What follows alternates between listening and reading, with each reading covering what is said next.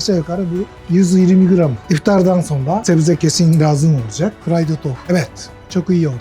Yeşil, sarı, bak kırmızı varsa kırmızı da daha iyi rengi olacak.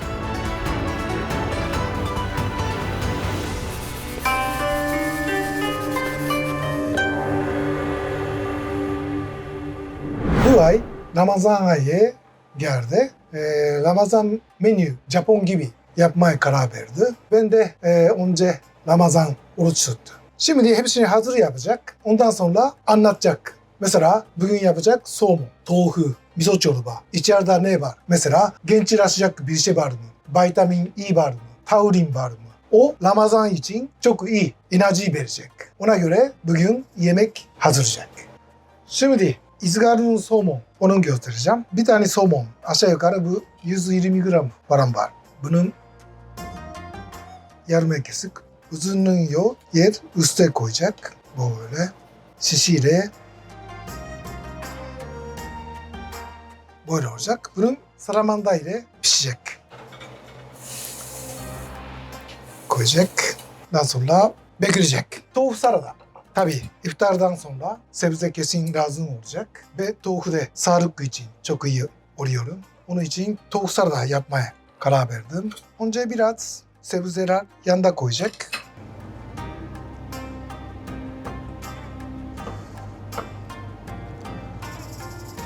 Tofu koyacak. Biraz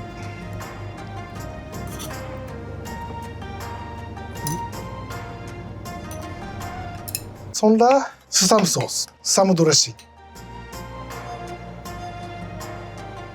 Tabii maydanoz böyle olacak. Ve bir tabak hazır. Ondan sonra kovaç. Bugün gelen ton balıkının çiğay. İçeriden kanlı tarafta. Ondan yaptı. Bu da en son. Neden bunun yiyecek? Onun anlamı da var. Onun için burada biraz susam. Rengi olarak bu ton balık. Şu an turşu. Takuan. Japon turp. Ve erek. Umeboshi. Bundan da yoruyor. Onun için çok rahatlayacak.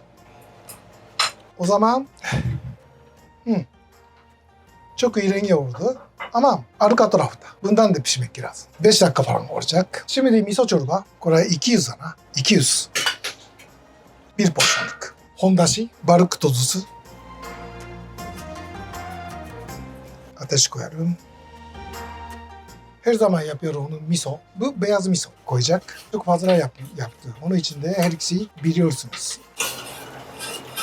Bunun içeride fried tofu, kızartılmış tofu koyacak. Şimdi sadece biraz bunun hazır yapacak. En son sıcak pilav beraber hepsini çıkaracak. Evet, çok iyi oldu. Şimdi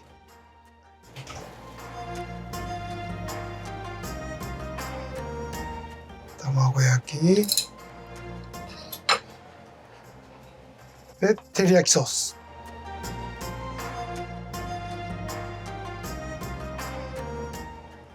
Bundan da rengi olarak maydanoz koyacağım.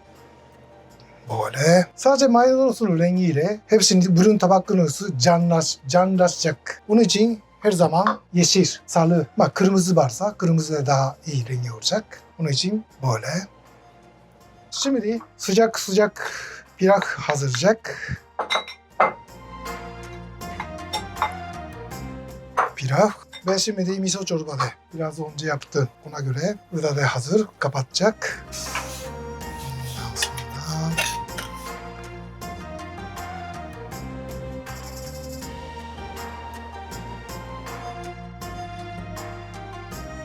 bugün Türkiye'nin iftarının ay olduğu için de Japon yemek göre iftarını yemek düşündüm ve hazır yaptı. Tabii her ikisi bütün gün yemek su aramayacak. Onun için de nasıl enerji toplayabilir ona göre düşündüm.